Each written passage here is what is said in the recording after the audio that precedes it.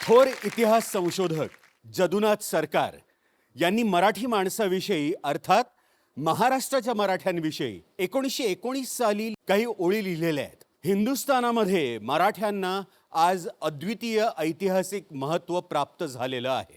त्यांच्या अगदी अलीकडच्या पूर्वजांनी सुद्धा शेकडो लढाया मारून आपले देह धारातीर्थी ठेवले आहेत. विलक्षण राजकारण लढवली आहेत. राज्याची फडणीशी यशस्वीपणे करून साम्राज्यातील महत्त्वाचे राजकीय प्रश्न उलगडून दाखवले आहेत.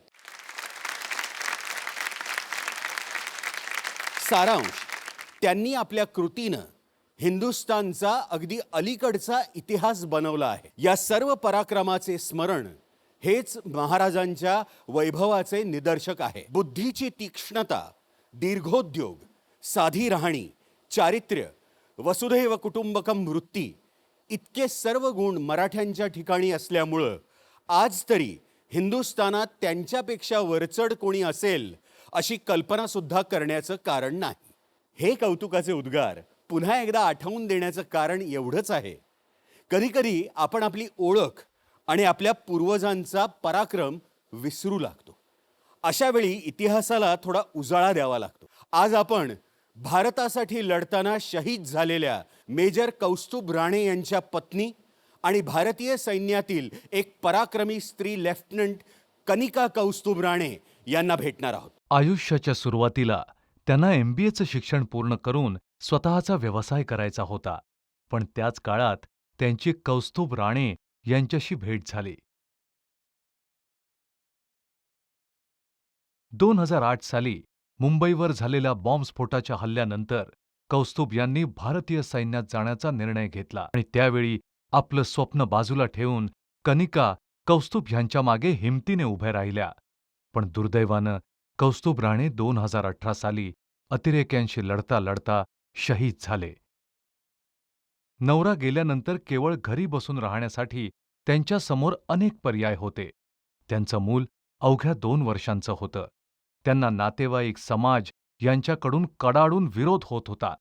त्यांचं वय अवघं 30च्या आसपास होतं. पण तरी त्यांनी निर्धार केला.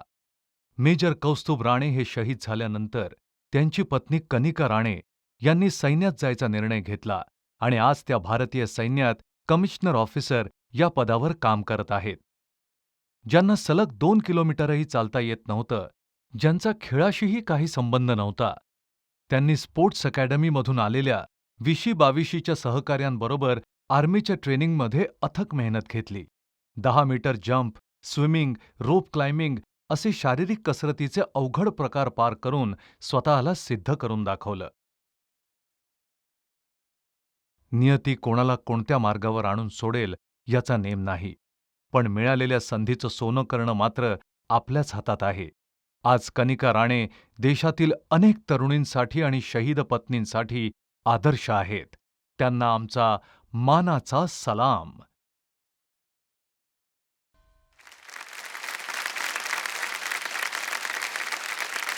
आजच्या कर्मवीर विशेष भागात त्यांच्यासोबत मराठमोळी पण आंतरराष्ट्रीय पातळीवर आपल्या अभिनयाचा ठसा उमटवणारी सुप्रसिद्ध अभिनेत्री सोनाली कुलकर्णी आपल्यासोबत खेळणार आहे. कोण होणार करोडपती, त्यांचं जोरदार टाळ्यांनी स्वागत करूया.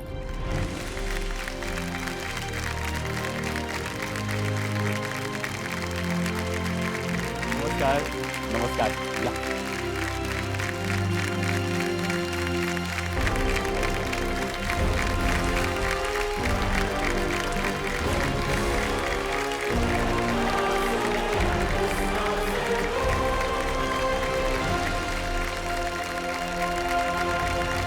नमस्कार. थँक्यू तुझ्यासाठी.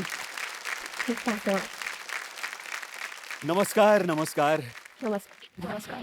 आज आपण खेळतोय कनिका राणे आणि सोनाली कुलकर्णी यांच्याबरोबर. आजचा हा विशेष भाग आहे लेफ्टनंट कनिका तुमच्यामुळे, की आज आम्हाला अनेक गोष्टी जाणून घ्यायच्या आहेत तुमच्याबद्दल, मेजर कौस्तुभ राणे यांच्याबद्दल.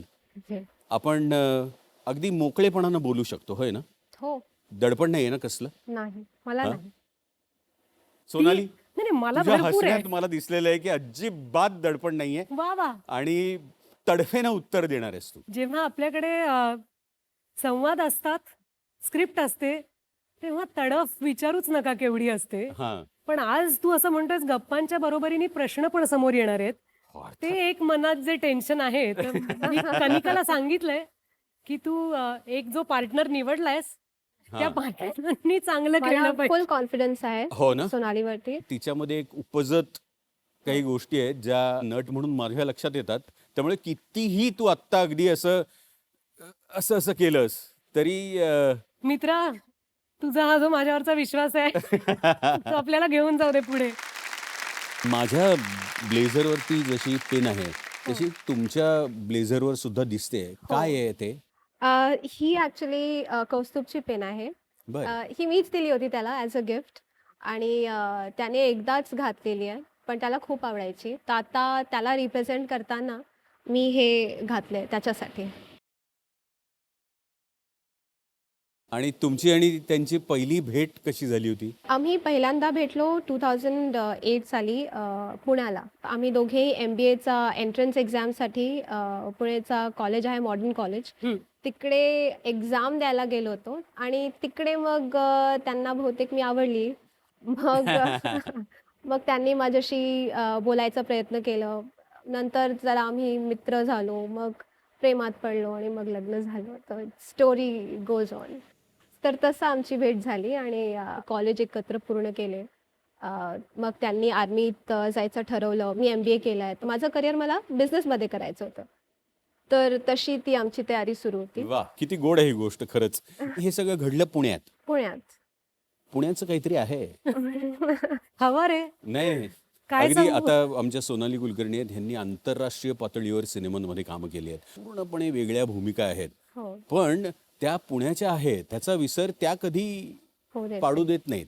हे बघ, श्रेय घ्यायला पुण्याची मंडळी सरसावतातच. हो मी आता माझ्या करिअरची जास्त वर्ष मुंबईत खरं घालवली आहेत. खरं तर पण काय जन्मच तिथला आहे, शिक्षण तिथलं आहे, त्यामुळे पुणेरीपणा अंगातनं जात नाही. मला अजूनही असं वाटतं प्रत्येक वेळी पुण्यात गेल्यानंतर की असं बाणेदार होता आलं पाहिजे. आपण खेळाकडे येऊया. हो. मला सांगा तुम्ही कोणासाठी खेळणार आहात? आम्ही खेळणार आहोत आर्मी बॅटल कॅज्युअल्टी वेलफेअर फंडसाठी. हा फंड आर्मीतला जो शहीद किंवा they get killed in action त्यांच्या परिवारांसाठी असतो. त्यांच्यासाठी काहीतरी करायची आपली रिस्पॉन्सिबिलिटी आहे, तर ती रिस्पॉन्सिबिलिटी पार पाडण्यासाठी हा फंड आहे.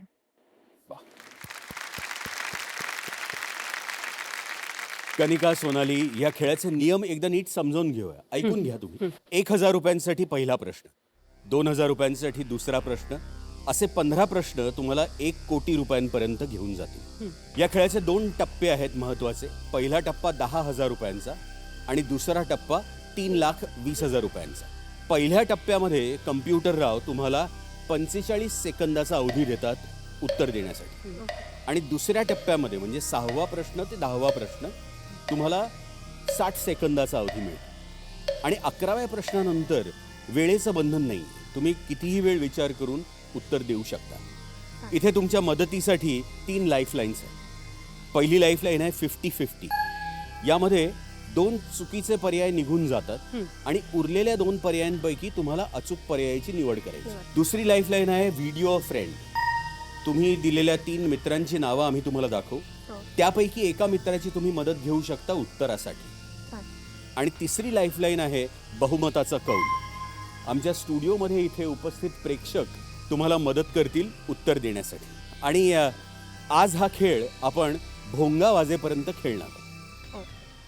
स्पष्ट आहेत नियम? हो Correct. काही गोंधळ नाहीये? नाही. नाही. तर चला खेळूया. सोनाली कुलकर्णी आणि लेफ्टनंट कनिका राणे यांच्याबरोबर कोण होणार करोडपती.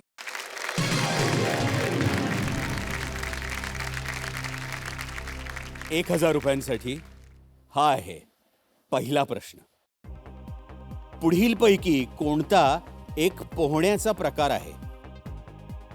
आणि पर्याय आहेत: A. Crane fly, B. Boat fly, C. Dragon fly, D. Butterfly. आलं.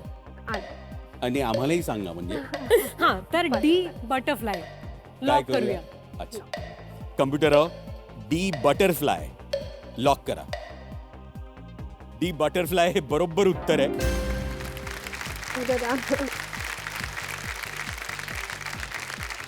₹2000 हा आहे दुसरा प्रश्न. महाभारतानुसार पुढीलपैकी कोण दृष्टीहीन होतं? आणि पर्याय आहेत ए द्रोणाचार्य, बी धृतराष्ट्र, सी अश्वत्थामा, डी पंडू. हे पण येत आहे, आपण बी धृतराष्ट्र लॉक करूया. कम्प्युटरराव, बी धृतराष्ट्र लॉक करा. बी धृतराष्ट्र हे बरोबर उत्तर आहे. थँक्यू. ₹3000 हा आहे तिसरा प्रश्न. भारतात खाद्यपदार्थांच्या पाकिटांवर मांसाहारी पदार्थ दर्शवण्यासाठी कोणता रंग वापरला जातो? आणि पर्याय आहेत ए पिवळा, बी काळा, सी तांबडा, डी हिरवा. सी तांबडा. सी तांबडा. Yes yes. कम्प्युटरराव, सी तांबडा लॉक करा. कनिका, तुला नाही वाटत आपण किती दिवसांनी तांबडा असा शब्द वाचला किंवा म्हणालो? बरोबर. लाल ऐकायची सवय आहे ना. हो, काय मस्त वाटलं तांबडा. म्हणजे सी तांबडा हे बरोबर उत्तर आहे. भारतात खाद्यपदार्थांच्या पाकिटावर मांसाहारी पदार्थ दर्शवण्यासाठी तांबड्या रंगाचा छापील गोल ठिपका असतो आणि शाकाहारी पदार्थ दर्शवण्यासाठी तसाच ठिपका हिरव्या रंगाचा असतो. जेव्हा लक्ष्यचा हा सॉन्ग आला होता तेव्हा कौस्तुभ SSP साठी प्रिपेअर त्यावेळेसच करत होते. तर अभ्यास करताना हा सॉन्ग नेहमी म्हणजे हेडफोनवरती चालू असायचा. अच्छा. गाणं ऐकून ऐकून त्यांनी ती SSBची तयारी पूर्ण केली आहे. What is it? आणि ते म्हणतात मला की माझा रोल लाईफमध्ये ऋतिक रोशन सारखाच आहे. त्याला माहित नव्हतं त्याला आधी काय करायचंय आणि मग त्याने ठरवलं की मला आर्मीत जायचंय. तर करेक्ट. तसंच मला हे काहीतरी. विचारायचं होतं, तरुण मुलांमध्ये अगदी स्वतःहून घरचा वारसा असला तर हो. आर्मीत किंवा सैन्यात जातात, बरोबर. किंवा चित्रपट पाहून प्रभावित झालेली काही मंडळी असतात, किंवा काहीतरी असं कारण असतं, हो. कोणाला तरी पाहिलेलं असतं. पाहिलेलं. कौस्तुभ यांच्या बाबतीत काय कारण होतं? जेव्हा मी कौस्तुभला भेटले तेव्हा ते कम्प्युटरमध्ये ग्रॅज्युएशन करत होते आणि माझं इंजिनिअरिंगचा शेवटचा वर्ष सुरू होता. ऑलरेडी मी माझं पूर्ण पाथ मी लाईन अप करून ठेवलं होतं की मला आता MBA करायचं आहे, त्याच्यानंतर कोणत्या कंपनीत काम करायचं आहे, ते सगळं माझं ठरलेलं होतं. त्याचं तसं काही नव्हतं. त्याचं असं होतं की आधी ग्रॅज्युएशन करूया, मग पुढे बघू. आणि मग 2008चं नोव्हेंबरमध्ये ते अटॅक झालं मुंबईत. आणि ते बघून मी खूप जास्त इमोशनल झाले, कारण मला असं वाटलं की आपण आपल्या स्वतःच्या घरी सुरक्षित नाही आहोत. असं कसं शक्य आहे? लढाई आहे किंवा काही आहे ते बॉर्डरवरती आहे, घरी आपल्या घरात कशी काय आली?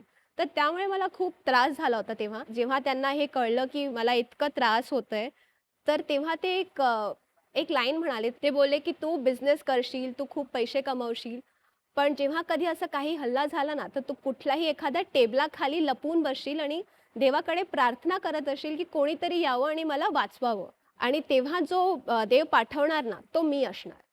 म्हणजे वाव. तेव्हा त्यांनी ठरवलं की नाही, हे सगळं काहीही उपयोगाचं नाही आहे. आपण स्वतःच्या देशासाठी जर कुठल्याही कामासाठी आलो नाही, तर कितीही पैसे कमावले, कितीही कुठेही बाहेर फिरायला गेलो, त्याचा काहीही अर्थ नाही आहे. तर आपण सगळ्यात आधी देशासाठी काही केलं पाहिजे. Amazing, amazing. Amazing.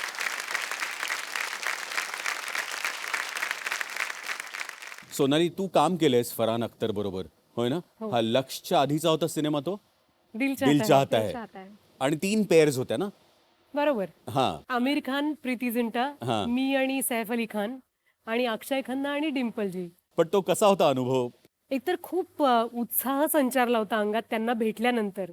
कारण तोपर्यंत मी पुण्यातनं मुंबईत आले होते. आपल्या प्रत्येकाची जी वाटचाल आहे नाटकातून सिनेमाकडे, तसंच माझं सुद्धा झालं होतं. मला मिशन काश्मीर नावाचा सिनेमा मिळाला, त्याचं शूटिंग झालं. त्याच्या बरोबरीने खूप फिल्मी गोष्ट झाली. माझे कुणाच्या तरी हातनं फोटो पडले आणि ते झोया अख्तरनी पाहिले. झोया आमच्या सिनेमाची कास्टिंग डिरेक्टर होती आणि तिने ते पाहिले आणि ती म्हणाली, हा ओळखीचा चेहरा वाटतोय. मग कोणीतरी माझं नाव सांगितलं. तर झोयानी मला विचारलं, तू येतेस का ऑडिशनला? आणि मला ऑडिशनलाच एवढी मजा आली. आणि माझा पहिला सीन की मी जाते आणि मग सैफ असतो आणि तो त्याच्या खोलीतला पसारा आवरत असतो आणि असे 1-2 सीन्स मी केले आणि मला असं वाटतं त्या ऑडिशनला मी जितकी रिलॅक्स्ड आणि मजेत गेले होते तेवढीच मजेत मी पूर्ण सिनेमाच्या शूटिंग भर राहिले. आय एम शुअर तो सिनेमा अजूनही लोकांच्या लक्षात आहे आणि त्याच्याबद्दल बोललं जातं. वा. आत्ताच 20 वर्ष झाली. हो आणि त्याची पोस्ट मला वाटतं तू देखील टाकलीस ना.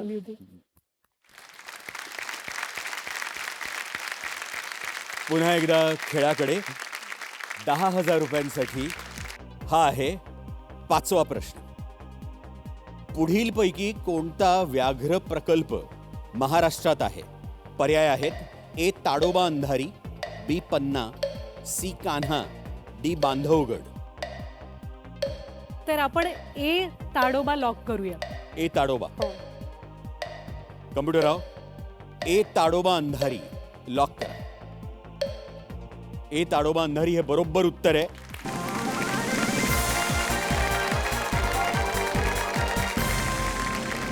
हा व्याघ्र प्रकल्प महाराष्ट्राच्या चंद्रपूर जिल्ह्यात आहे.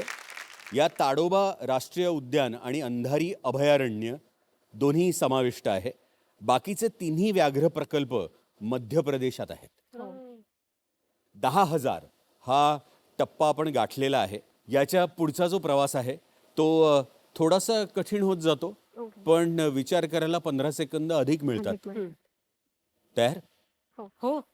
हिचा नेम चांगला आहे. माझी जरा अंधारात गोळीबार आहे. 20,000 रुपयांसाठी हा आहे 6वा प्रश्न. पुढीलपैकी कोण इन्फोसिस कंपनीचे सहसंस्थापक आहेत? आणि पर्याय आहेत ए NR नारायण मूर्ती, बी मुकेश अंबानी, सी रतन टाटा, डी शिव नाडर. तर मला आणि कनिकाला ए हा पर्याय लॉक करायचा आहे. नारायण मूर्ती. नारायण. कम्प्युटरराव ए NR नारायण मूर्ती लॉक करा. तुमचं देखील कम्प्युटरमध्ये शिक्षण आहे? हो. आणि मी इन्फोसिसच्या एक्झामसाठी बसले सुद्धा होते, पण सॅडली माझं सिलेक्शन तेव्हा नव्हता झाला. ए NR नारायण मूर्ती हे बरोबर उत्तर आहे.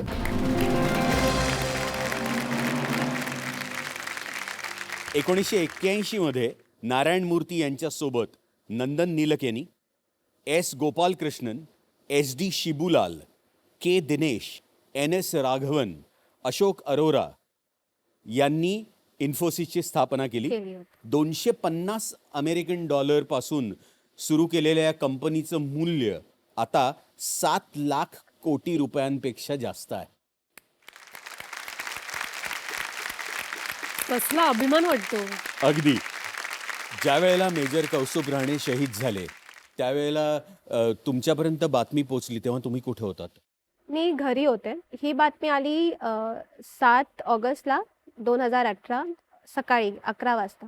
अगस्त्य तेव्हा 2 वर्षाचा होणार होता. 2018 मध्ये अगस्त्याचा वाढदिवस आणि 24 जुलैला असतो. आणि मला माहीत होतं 2017 मध्ये पण हा ऑपरेशन जुलैमध्येच झालेला. तर सेल्फिशनेस म्हणा किंवा काहीही, पण मी त्यांना सांगितलं की तू अगस्त्याचा फर्स्ट वाढदिवसासाठी नव्हता, तर आता सेकंड वाढदिवसासाठी तुला यावंच लागेल, नाहीतर मी बोलणार नाही. ऑब्जेक्टिव्ह हे की ते इकडे येतील आणि जुलैमध्ये तिकडे राहणार नाहीत. मग ते म्हणाले की नाही, युनिट नीड्स मी आणि माझ्यासाठी they are my first priority. म्हणून त्यांनी मग मला सांगितलं की मला सुट्टी नाही मिळणार आणि मी येणार पण नाही, मिळाली तरीही. तुम्ही उल्लेख केलात त्यांच्या ऑपरेशनचा 2017 मध्ये. हो. ते ॲक्च्युली काय झालं होतं? तेव्हा काही अतिरेकी पाकिस्तानहून इंडियात शिरले होते आणि त्यांचा पाठलाग करताना एक सर्च ऑपरेशन असायची. त्यातल्या मला वाटतं 11 काही आले होते आणि त्यातले 5ला न्यूट्रलाइज केलं गेलं होतं, पण 4 असे होते जे कुठेतरी लपून बसले होते. मग तेव्हा कौस्तुभ आणि त्याची टीम त्यांच्या सर्चसाठी बाहेर गेली, म्हणजे कॅच करायचा प्रयत्न चालू होता. तेव्हा 2 टेररिस्ट असे होते ज्यांना त्यांनी अडवलं होतं. एका दगड होता त्याच्या मागे. तर त्यातले 2 दिसत होते, पण एक लपून बसला होता, ते त्यांना दिसलेला नाही. गन फायर सुरू होती त्यांच्याकडनं पण आणि यांच्याकडनं पण, आणि मागे त्यांची अजून एक टीम होती जी त्यांना कव्हर देत होती. त्या 2 अतिरेकींमधल्या एकाला गोळी लागल्यानंतर त्या दुसऱ्या अतिरेकीने त्याला समोर ठेवून ॲज अ ह्युमन शिल्ड वापरून तो फायर करत होता. ॲज अ सोल्जर आम्ही कधीही आमच्या बडी असो किंवा कोणीही असो त्याला कधीही स्वतःच्या जीवावरती खेळून आम्ही त्यांना वाचवायचा प्रयत्न करतो, आणि इथे ही लोक स्वतःच्या फ्रेंड्सला हे सगळं म्हणजे असं करतात. तर कौस्तुभ तोच म्हणाला की that is the kind of training India gives and that is the kind of training they get. तर या सगळ्या ऑपरेशन्समध्ये त्यांना 2018 जानेवारीमध्ये सेना मेडल डिक्लेअर केला गेला होता. आणि जेव्हा त्यांनी मला हे सांगितलं की ह्या ऑपरेशन आणि असं ऑपरेशन पूर्ण झालं आहे, तेव्हा मला जरा भीती वाटायला लागली. खरं सांगू तर he is iron man for me. जेव्हा त्यांनी ते सांगितलं त्याच्यानंतर मला वाटलं की नाही, थोडंसं आपल्याला देवाकडे पण प्रे करायची गरज आहे. मग 6 आणि 7 ऑगस्टच्या दरम्यान जी रात्र होती तेव्हा 8 टेररिस्ट तिकडनं इन्फिल्ट्रेट केलं होतं त्यांनी. त्याच्याबरोबरच पाकिस्तानवरनं फायर सुरू झाली. जेव्हा ते आत आले तेव्हा हे त्यांचे बंकरमध्ये होते, हे आणि त्यांच्याबरोबर 3 अजून त्यांचे जवान होते. मग त्यांनी त्यांच्यावरती म्हणजे त्यांचं फायरिंग ते सुरू झालं होतं. ग्रेनेड्स वगैरे जे काही तेव्हा ऑपरेशन्समध्ये लागतात त्यांना थांबवायला, ते सगळं सुरू होतं. त्यातले 8 मधले 4 त्यांनी न्यूट्रलाइज केले होते आणि 3 परत पळत पाकिस्तानला निघत होते. मग कौस्तुभचा हा एक वाक्य म्हणजे तेव्हा नाही पण आधीच सांगितलेला मला की जर कोणीही भारतात पाय ठेवलं तर मी त्याला परत जाऊ देणार नाही. त्याची हिंमत कशी झाली माझ्या देशात यायची, आणि जर तू आता आलायस तर आता निघताना तू माझी परवानगी घेशील, नाहीतर नाही जाणार. तर असं म्हणजे तेव्हा परत जात होते, तर त्याचं असं होतं की मी यांना जाऊ देणार नाही.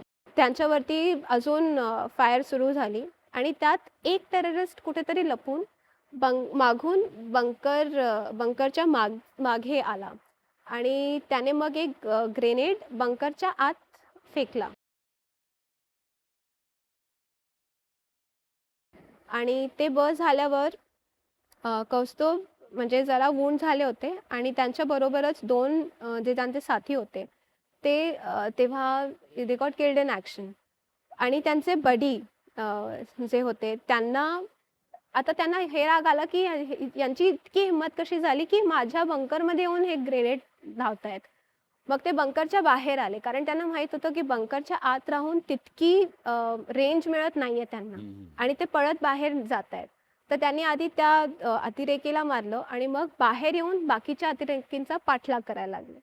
पण त्यात इतकी हेवी फायरिंग सुरू होती की मग त्यांना पण गोळी लागली, पण तरीही त्यांनी बाहेर जाऊ दिलं नाही. ते पाकिस्तानला परत नाही गेले, ते आत आले तर इथे.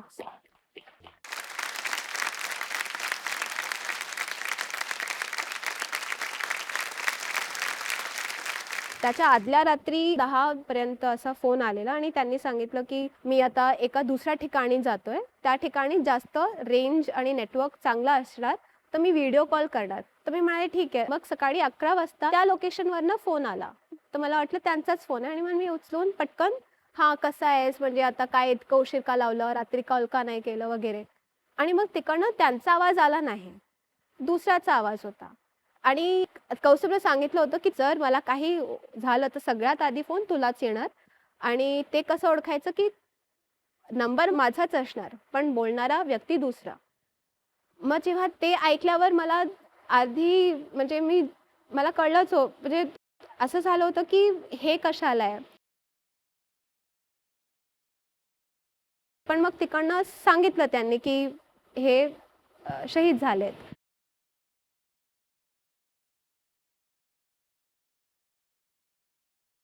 मला वाटलं की बहुतेक खोटं बोलतायत. म्हणजे एक इनिशियल आणि फर्स्ट रिॲक्शन तीच असते की हे घडूच शकत नाही. तर म्हणजे असं ही मस्करी करायची गोष्ट नाही आहे. आणि म्हणजे त्यांनी सांगितलं होतं, की आता फोन करणार आहेत, तर ते फोन करणारच. माझ्या मनात अजूनही असं वाटतं, की नाही ते त्यांचा तो प्रॉमिस पूर्ण करणार. त्यांचा फोन येणार आणि येईल तेव्हा मी मोकळी आणि खूप रागावून त्यांच्यावरती बोलणार, की "बघ तू हे सगळं जे केलंय ते बरोबर नाहीये."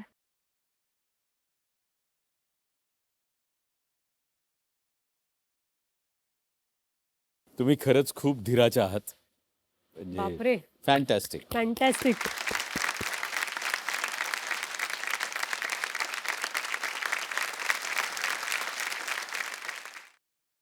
आता ह्याच्या पुढचा जो प्रश्न आहे तो 40,000 रुपयांसाठी आहे. हा आहे 7वा प्रश्न.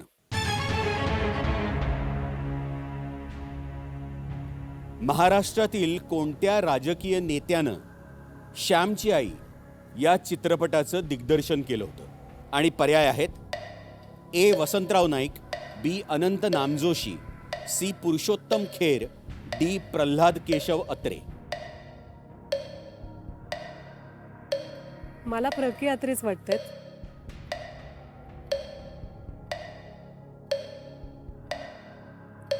तुला माहिती असण्याची शक्यता? थोडी कमी.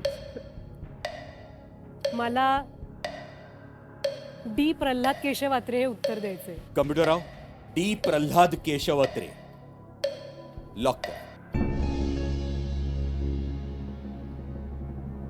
सोनाली, श्यामची आई. हो, कारण दिग्दर्शन, राजकारण. म्हणजे अत्रेंच्या राजकीय कारकिर्दीविषयी मला तेवढी माहिती नाहीये. त्यांच्या लेखनाविषयी मला खात्री आहे. वसंतराव नाईक आणि पुरुषोत्तम खेर नाहीत, पण अनंत नामजोशी. प्रकी अत्रे मला खूप डायसी वाटतंय. सोनाली, डी. प्रल्हाद केशव अत्रे हे बरोबर उत्तर आहे.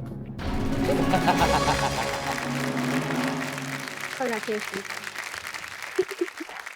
प्रल्हाद केशव अत्रे उर्फ आचार्य अत्रे यांनी साने गुरुजींच्या पुस्तकावर आधारित श्यामची आई या चित्रपटाचं दिग्दर्शन आणि निर्मिती केली होती.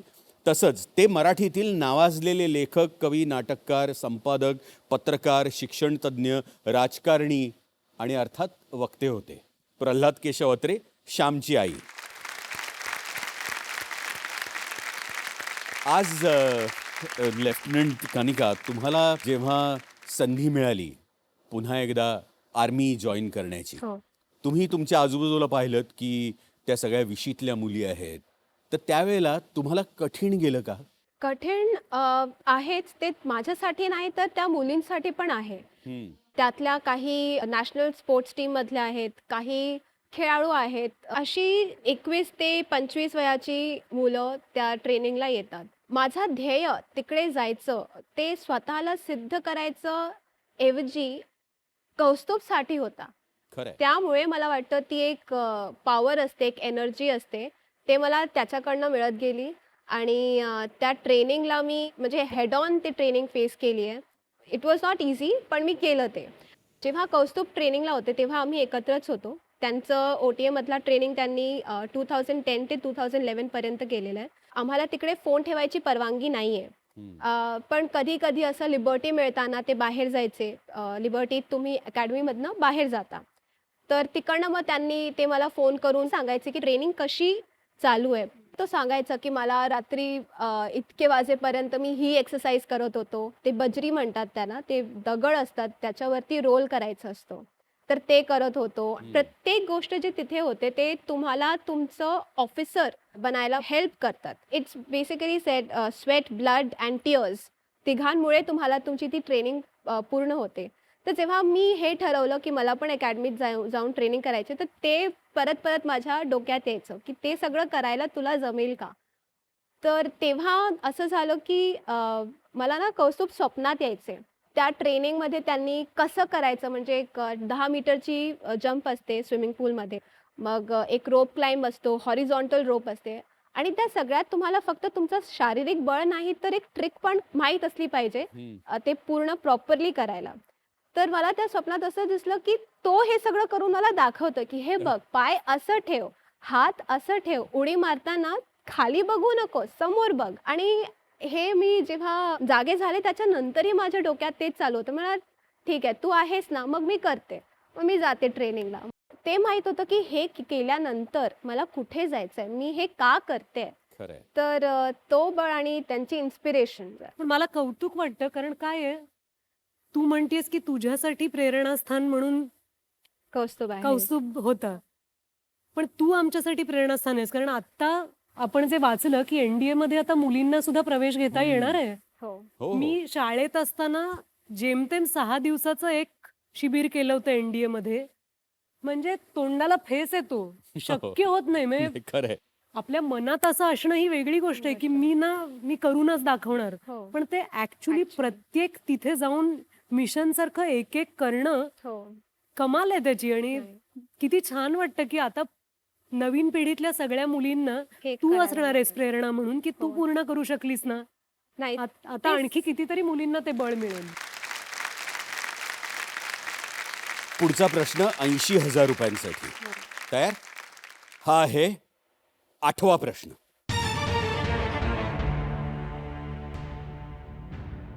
मग्न तळ्याकाठी हे नाटक कुठल्या मराठी नाटकाचा पुढील भाग आहे? पर्याय आहेत: ए. काचेचा चंद्र, बी. वाडाची रेबंदी, सी. सूर्याची पिल्ले, डी. प्रीती संगम. बी वाडा चिरेबंदी लॉक करूया. Computer of. बी. वाडाची रेबंदी लॉक करा. बी. वाडाची रेबंदी हे बरोबर उत्तर आहे. मग्न तळ्याकाठीमध्ये तू होतास हो, मी होतो. आणि माझ्या अनेक मैत्रिणींनी तुझ्यावर लाईन मारली आहे. त्या तुला बघायला भरतनाट्यम मंदिरात आलेल्या आहेत आणि त्यांना मी डबल सीट घेऊन आलेली आहे. म्हणजे मी स्वतःला सेफगार्ड करतेय, पण भावना पोचल्याच असतील. नाही, आणि ते माझ्या आयुष्यातलं फार महत्वाचं नाटक आहे आणि महेश एलकुंचवारांचं हे फार फार आवडीचं आमचं नाटक. आणि त्याच्यामध्ये माझी अभयची भूमिका होती. आउटस्टँड. आणि असं इतिहासात भारतात पहिल्यांदाच घडलं की आम्ही 3 नाटकांचा सलग प्रयोग, असा एक प्रयोग, असे 35 प्रयोग त्या काळात केले. आणि आजही त्या रोलचा माझ्यावरती एक खूप मोठा इम्पॅक्ट आहे. पुढचा प्रश्न 1,60,000 रुपयांसाठी आहे. हा आहे 9वा प्रश्न.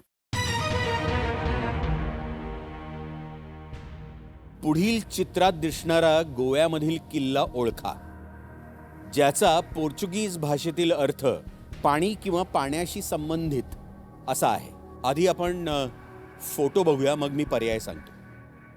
Photo please.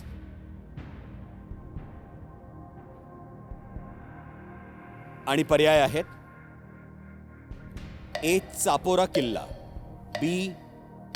रेईस मागोस किल्ला, सी. अग्वाडा किल्ला, डी. मार्मुगोआ किल्ला. चापोरा, रेईस मागोस, मार्मुगोआ. अक्वा म्हणजे पाणी लॅटिन मध्ये. घेऊया अगवाडा. हो, चालेल. सचिन, आम्हाला सी आगवाडा किल्ला लॉक करायचे. ओके. कम्प्युटर राव. सी. अग्वाडा फोर्ट लॉक करा.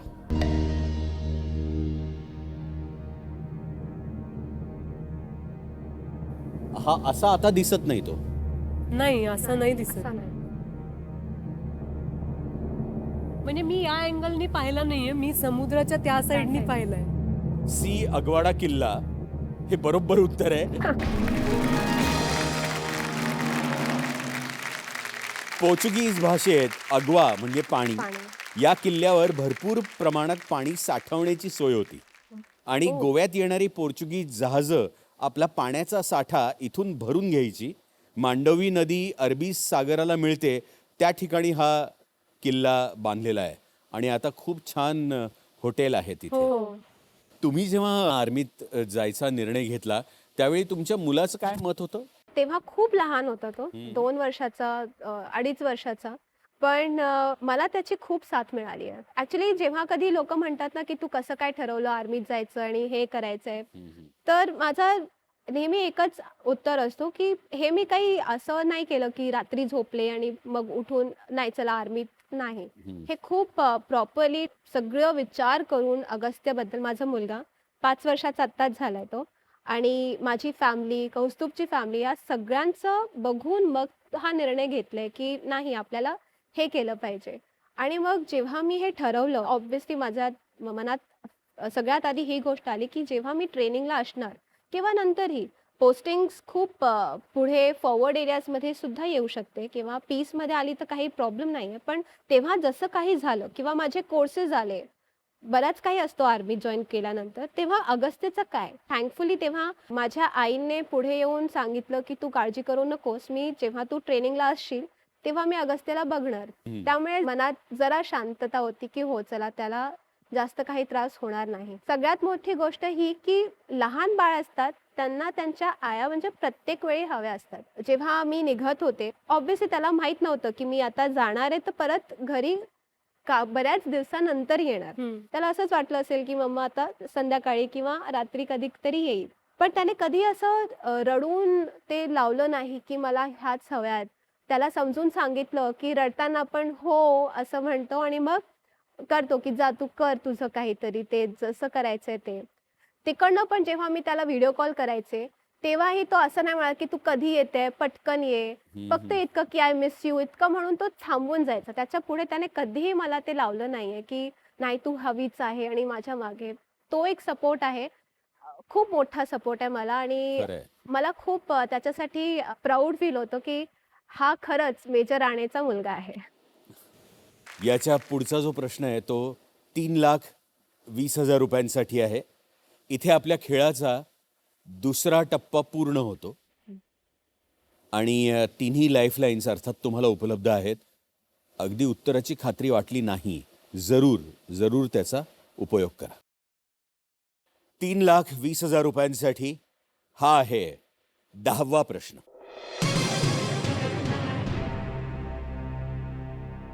पुढीलपैकी कोणत्या खेळामध्ये भारताने सलग 4 ऑलिम्पिक स्पर्धांमध्ये पदकं जिंकली आहेत?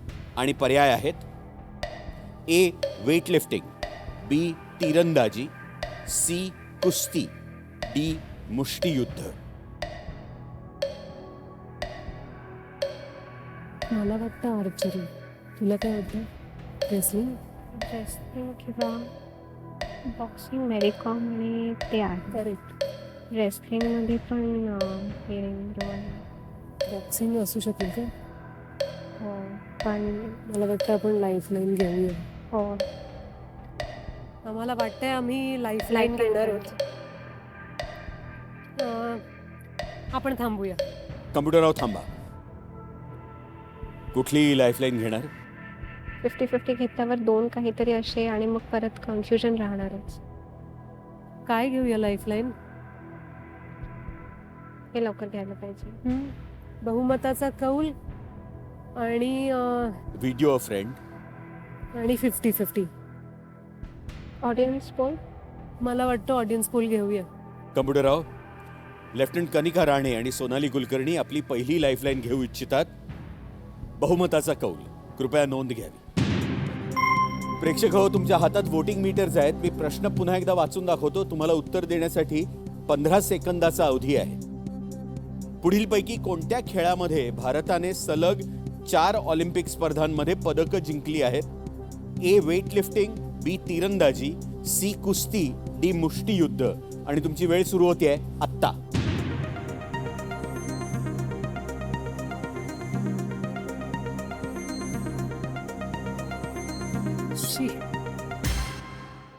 ए. वेटलिफ्टिंग 7%, बी. तिरंदाजी 11%, सी. कुस्ती 73% आणि डी. मुष्टियुद्ध 9%. आपण सी कुस्ती लॉक करूया. कम्प्युटरराव, सी. कुस्ती लॉक करा. सी. कुस्ती हे बरोबर उत्तर आहे. Thank you everybody.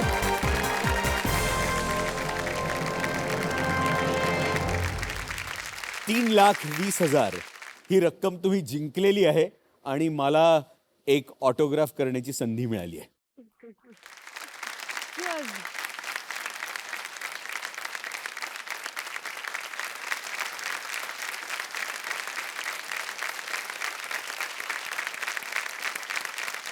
Army battle casualties welfare fund 3,20,000. Thank you so much. हा मी माझ्याकडे ठेवू. अगदी. येस. नक्कीच. सचिन, तू आम्हाला म्हणजे कनिकाकडे चेक सोपवत होतास, पण मी तुझ्यासाठी छोटंसं सरप्राईज आणलंय. अच्छा. ते देऊ आत्ता? हो. मला मिळेल का ते? तू आम्हा कलाकार मंडळींना इथे बोलवतोस आणि आमचे लाड करतोस, पण तूही आमचा आवडता कलाकार आहेस, त्यामुळे तुझे लाड नको करायला. तर मी तुझ्यासाठी काय आणलं असेल ते आधी तुला सांगते. बरं. त्याची छोटी स्टोरी आहे. हा. या आहेत आपली मैत्रीण मुक्ता नरेंद्र भिडे हिने केलेल्या पुरणपोळ्या. माय गॉड. अच्छा.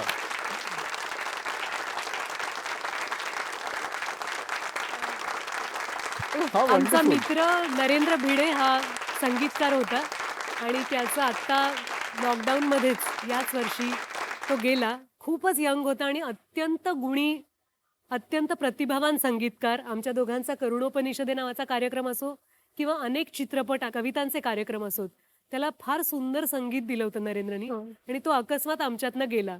तर आता मुक्ता मुंबईत शिफ्ट झाली आहे आणि तिने हा इलायची नावाचा पुरणपोळ्यांचा आणि मोदकांचा बिझनेस सुरू केलाय.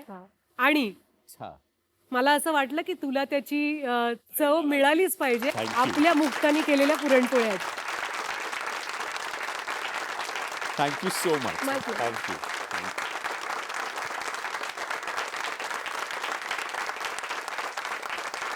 Mukta Bhide, thank you so much. Thank you. हे आमच्यासाठी खूप इमोशनल गोष्ट आहे ही, कारण नरेंद्रच्या संपूर्ण व्यवसायात मुक्तानी खूप चांगल्या पद्धतीनं मॅनेजमेंटमध्ये त्याला मदत केली होती. आणि आता नरेंद्र नसताना नव्या पद्धतीनं आयुष्य सुरू करणं हे अवघड नाहीये. हे तुझ्यापेक्षा जास्त चांगलं कोण सांगणार आम्हाला. पण आम्हाला आमच्या मैत्रिणीलाही शुभेच्छा द्यायच्या आहेत, जशा तुझ्यासाठी पण आहेत. म्हणून मला असं वाह. वाटलं तुझ्यासाठी घेऊन याव्या. थँक्यू. पुन्हा एकदा खेळाकडे. याच्या पुढचा जो प्रश्न आहे तो 6,40,000 रुपयांसाठी आहे. आणि आता तुम्हाला वेळेचं बंधन नाही आहे. अजूनही तुमच्याकडे 2 लाईफलाईन्स उपलब्ध आहेत. शंका वाटली तर अगदी जरूर त्याचा वापर करा. नक्की. पुढचा प्रश्न 6,40,000 रुपयांसाठी. हा आहे 11वा प्रश्न. भारतातील कोणत्या राज्याच्या राजधानीत त्याचं उच्च न्यायालय स्थित नाही? आणि पर्याय आहेत: ए तामिळनाडू, बी पंजाब, सी झारखंड, डी उत्तराखंड.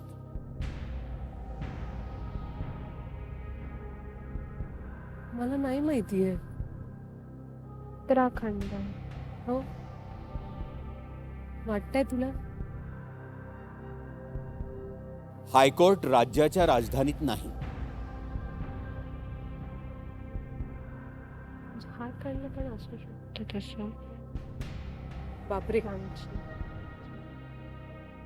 काय वाटतं, काय करूया? कारण 50-50 जरी घेतलं ना कनिका, तरी मला त्यातनं उत्तर नाही निवडता येणार. तुला काय वाटतंय? गट फिलिंग. हे दोन्ही तर नाहीच. त्यांच्या आहेत. ह्याचं असं आहे की पटनामध्ये होतं तर रांचीमध्ये आहे की नाही. आणि उत्तराखंडाचा लाईफलाईन तर घेऊया ना. लाईफलाईन. कुठली घेऊया? मग काय फोन फ्रेंड घ्यायचं. ओके. लेफ्टनंट कनिका राणे आणि सोनाली कुलकर्णी आपली दुसरी लाईफलाईन घेऊ इच्छितात. व्हिडिओ फ्रेंड कृपया नोंद घ्यावी. पाहूया तुम्ही दिलेल्या 3 मित्रांची नावं. कर्नल डॉक्टर प्रमोदन मराठे, केतन गोखले, विदित मानेकर. कोणाला ठाऊक असेल याचं उत्तर? कर्नल मराठे. कर्नल मराठे. हो. कर्नल मराठे आहेत लेफ्टनंट कनिका राणे आणि सोनाली कुलकर्णी यांचे ट्रस्टेड पार्टनर. कृपया त्यांना व्हिडिओ कॉल लावण्यात यावा. कर्नल मराठे कुठे असतात? पुण्याला. बरं. त्यांच्याकडनं सगळं कौस्तुभने SSBचं आणि CDSचं क्लासेस घेतली आहेत. अच्छा अच्छा.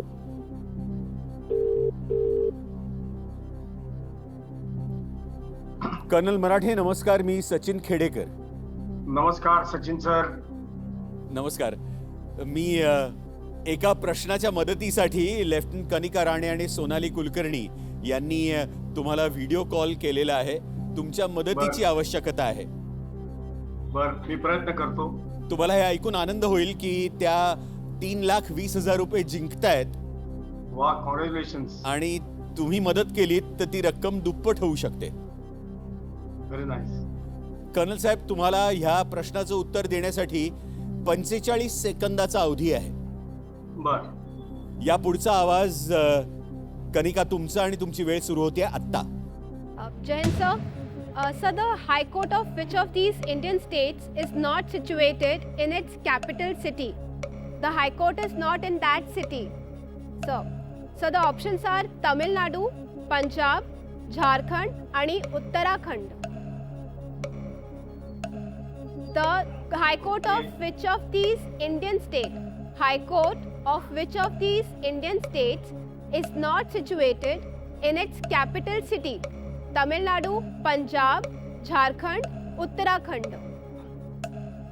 मला वाटतं पंजाब, कारण ते चंदीगडमध्ये आहे हायकोर्ट, आणि Chandigarh is not essentially part of Punjab.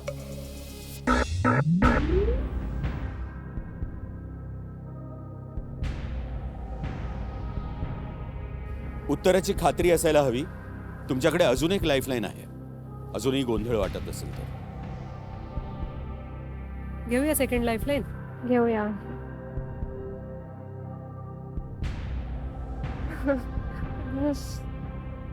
मग आपल्याला पुढे नाहीये ना लाईफलाईन. हो ओके, आम्ही घेऊया. हो. कम्प्युटरराव, लेफ्टनंट कनिका राणे आणि सोनाली कुलकर्णी आपली तिसरी आणि शेवटची लाईफलाईन घेऊ इच्छितात. 50-50. कृपया नोंद घ्यावी. यामधनं आता 2 पर्याय निघून जातील आणि उरलेल्या 2 पर्यायांमधनं तुम्हाला उत्तर द्यावं लागेल. तयार? कृपया 2 चुकीची उत्तरं काढून टाका. A Tamil Nadu, B Uttarakhand. Uttarakhand.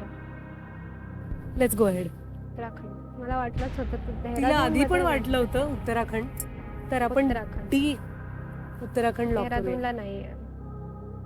कम्प्युटरराव, D Uttarakhand lock करा.